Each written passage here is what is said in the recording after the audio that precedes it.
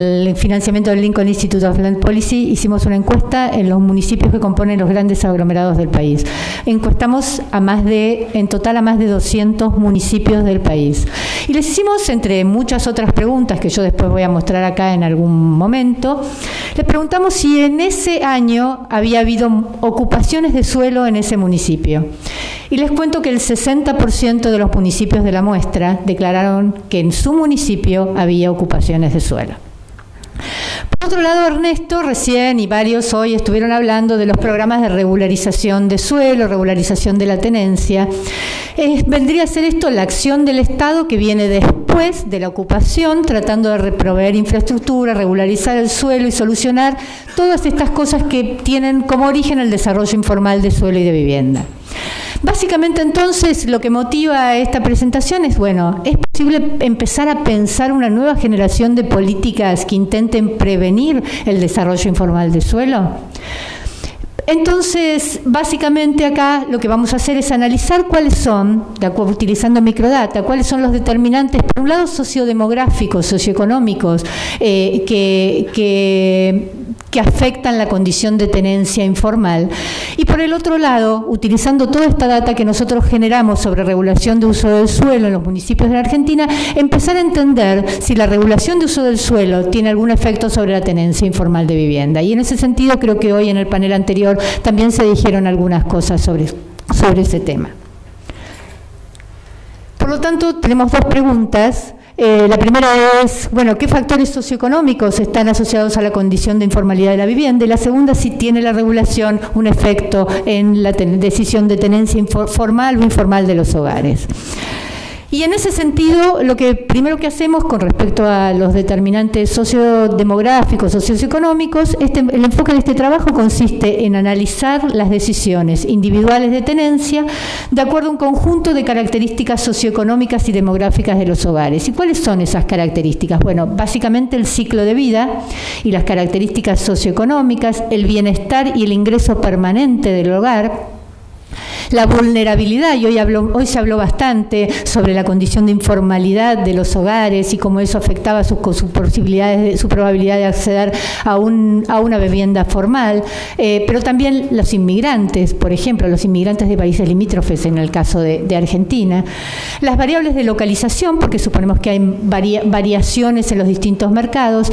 Todos estos factores de alguna manera pueden afectar, queremos ver si afectan la elección, en qué medida afectan la elección de tenencia. Y la elección de tenencia del hogar se da en dos ámbitos. Uno puede decidir una tenencia formal o una tenencia informal, y dentro de la tenencia formal o informal uno tiene la condición de propietario o inquilino.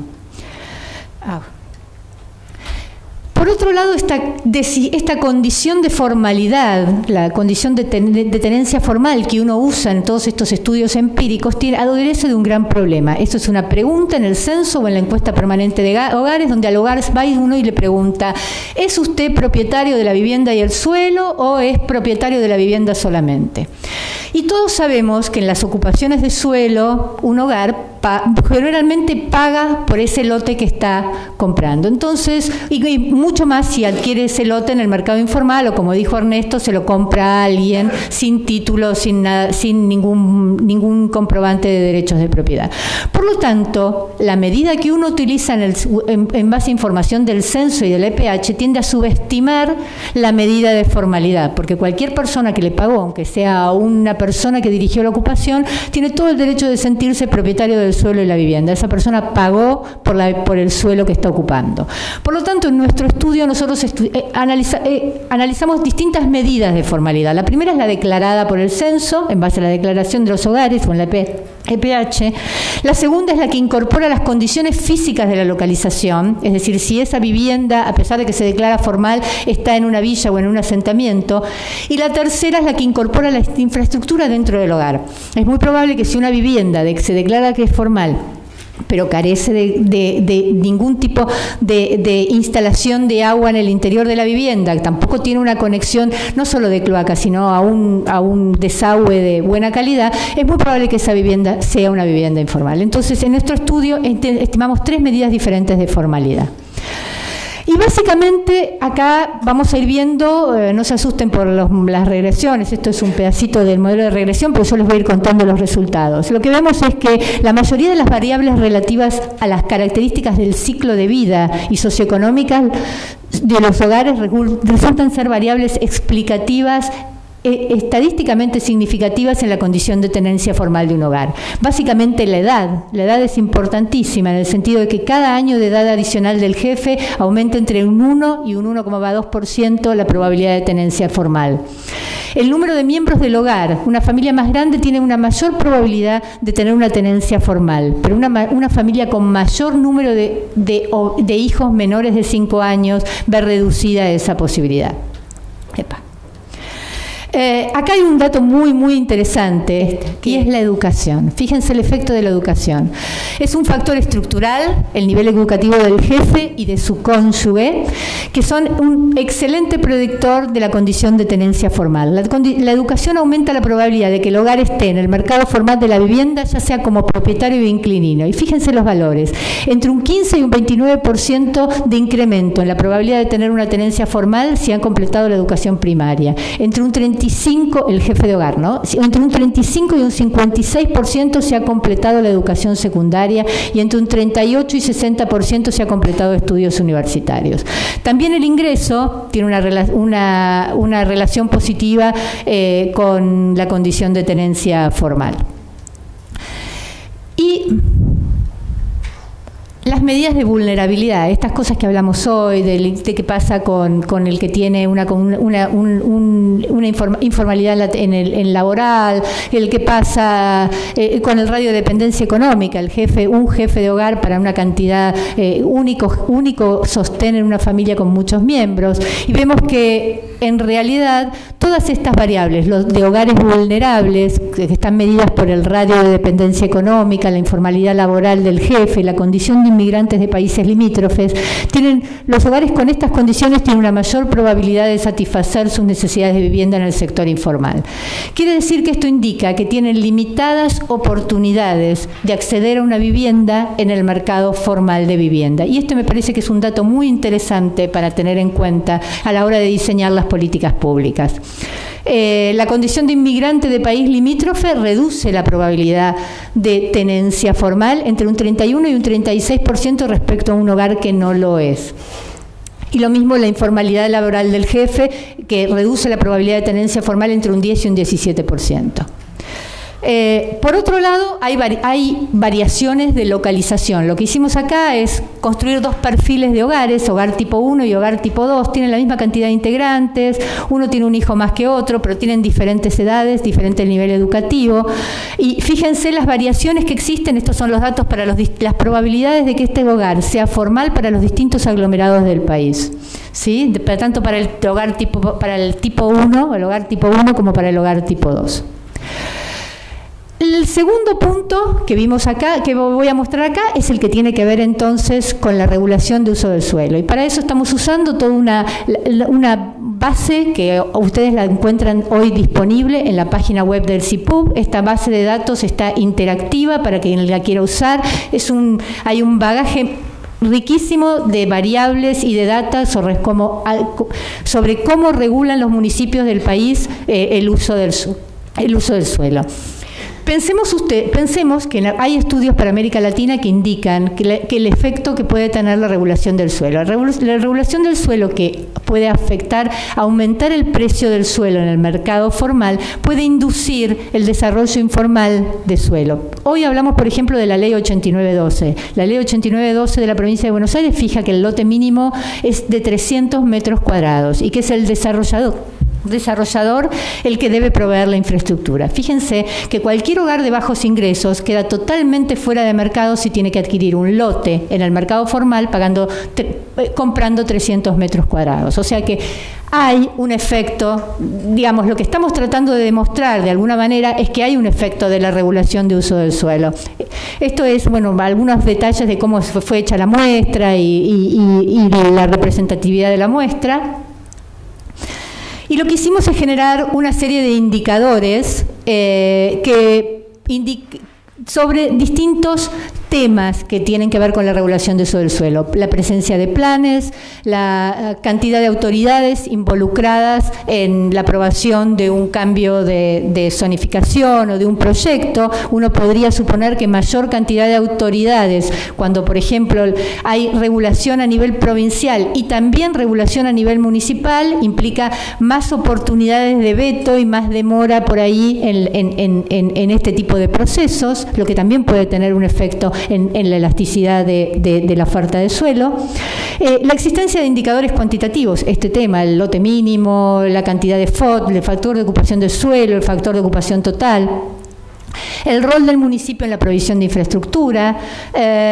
También medimos la existencia de elementos redistributivos y de acceso al suelo. Y después se los voy a mostrar, si me queda tiempo, en un slide, como si el municipio adopta mecanismos de captación de plusvalías, si designa un área del suelo para desarrollo de vivienda social, si exige a los desarrolladores que aporten una cantidad de suelo para el desarrollo de vivienda. Es decir, todo ese tipo de elementos que podrían ayudar, o si el municipio regula las ocupaciones, que esto no existe en todos los municipios del país. Bueno, todo este tipo de medidas también generamos un indicador. Y el otro indicador, el último, que es el que refleja los costos relacionados con los procesos de registración y aprobación de los planos. Básicamente, uy, qué clarito que salió, pero bueno, estos son básicamente lo que en realidad voy a mostrar en estos slides, que los voy a mostrar muy rápido, es que para cada uno de estos indicadores lo que hay es mucha variedad en todos los municipios del país. Fíjense que en este caso hay variabilidad en la existencia de planes de uso del suelo municipales, en los niveles de autonomía de los municipios, en la antigüedad promedio de los instrumentos. Por ejemplo, hay municipios y provincias que tienen planes y leyes que tienen 30 y pico de años, de hecho la provincia de Buenos Aires, 1977 es el plan de uso del suelo, y otros que han sido más activos en regularizarlos. Todo esto, yo acá no traje, pero componen un indicador que de alguna manera toma la idea de otros indicadores que existen en la literatura. También, bueno, el tema, miren la variación entre la duración de un trámite de aprobación de un proyecto, ya sea para un proyecto de unidad unifamiliar o multifamiliar. Acá lo ven por cantidad de población, pero digamos también hay mucha variación en este tipo de en los costos relacionados a los procesos de registración y aprobación. El otro punto es la provisión de infraestructura. Cada municipio tiene su propia regulación en cuanto a cuáles son los servicios que ese municipio provee dentro de su perímetro. Y acá lo que ustedes ven es en qué porcentaje estos servicios están provistos en promedio dentro del ámbito de cada municipio. El otro tema es el lote, las medidas estas regulatorias de dimensiones mínimas, los parámetros de la regulación, y fíjense, las medidas de tamaño mínimo del lote presentan una gran variabilidad entre municipios, entre 100 y 1000 metros cuadrados para lotes de baja densidad y entre 200 a 2000 metros cuadrados para lotes de alta densidad. El otro punto es este que les decía de los elementos redistributivos, y fíjense que mientras un 70 u 80% de los municipios tienen incorporado en su regulación la obligación de donar suelo con destino a equipamiento público, a escuela, etcétera, por ejemplo, la obligación de donar suelo con destino a vivienda social solamente se aplica en menos de un 5% de los municipios. La regularización de ocupaciones, por ejemplo, en el 40% de los municipios. Entonces, lo que hacemos es el mismo modelo que ustedes vieron en la presentación, al principio de mi presentación, donde incluíamos solamente los factores sociodemográficos, pero ahora incorporamos la regulación de uso del suelo como otro factor explicativo. Y la idea es que a través de la oferta de los precios y cantidades del mercado de vivienda puede también afectar la elección de tenencia del hogar. Y en ese sentido, acá están explicados los resultados. Para el indicador de de la existencia de planes y regulación de uso del suelo, es decir, los municipios, acá lo que estamos viendo es los municipios que tienen mayor cantidad de planes, que tienen planes a nivel provincial, planes a nivel municipal. Eso tiene un efecto negativo sobre la tenencia formal. Los marcos regulatorios que han definido, pareciera ser que los marcos regulatorios han definido estándares que hacen que los hogares tengan más dificultad para acceder a un mercado formal de vivienda, y lo que permite el incremento del sector residencial informal. Con respecto al indicador de procesos de aprobación y zonificación, también tiene un efecto negativo sobre la tenencia formal. Es decir, que procesos de aprobación más complejos podrían constituir un medio de excluir vivienda destinada a los segmentos de menores ingresos.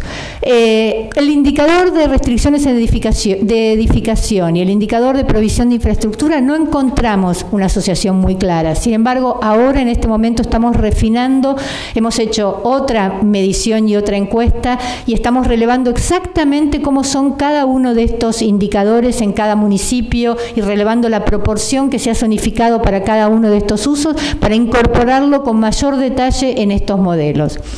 Sí, lo que encontramos y que me parece que es un dato interesante es que ese indicador que yo les mostré de instrumentos de acceso al suelo, que de acuerdo a lo esperado exhibe una mayor probabilidad de formalidad en municipalidades que reportan normas de inclusión.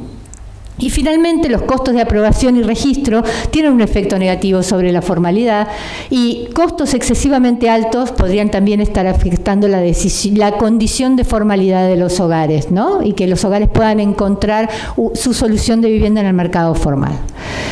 Por lo tanto, estas conclusiones tienen algunas implicancias de política que estamos empezando a trabajar. Por un lado, que el ciclo de vida, las características estructurales como la educación y las variables de vulnerabilidad, que son todas significativas para explicar la condición de tenencia formal. Por lo tanto, cuando uno diseña, hoy alguien dijo, bueno, pero no todos los hogares de bajos ingresos son iguales y no todos los programas tienen que ser iguales. Bueno, me parece que esto lo que tiene que ayudar es a diseñar programas que atiendan específicamente las necesidades de cada uno de estos grupos de hogares. Los indicadores de regulación también nos muestran efectos importantes sobre la informalidad, que tienen también consecuencias de política pública, ¿no? De revisar estándares, si los marcos regulatorios en general incorporan, como esto que yo dije al principio, un lote mínimo de 300 metros cuadrados u otro tipo de medidas que restringen la elasticidad de la oferta y de esa manera elevan los precios y dejan fuera de mercado a los hogares de más bajos ingresos. Y bueno, y en municipalidades que lo importante me parece que es decir que en municipalidades que no reportan normas de inclusión, los hogares tienen una mayor probabilidad de tenencia formal. Entonces, esto es un trabajo en progreso todavía. Es el tema en el cual vamos a seguir trabajando durante el próximo periodo. Así que esperamos que de alguna manera podamos seguir influyendo o podamos empezar a pensar en esta nueva generación de políticas que ayude a prevenir la condición de informalidad. Bueno, terminé. Muchas gracias.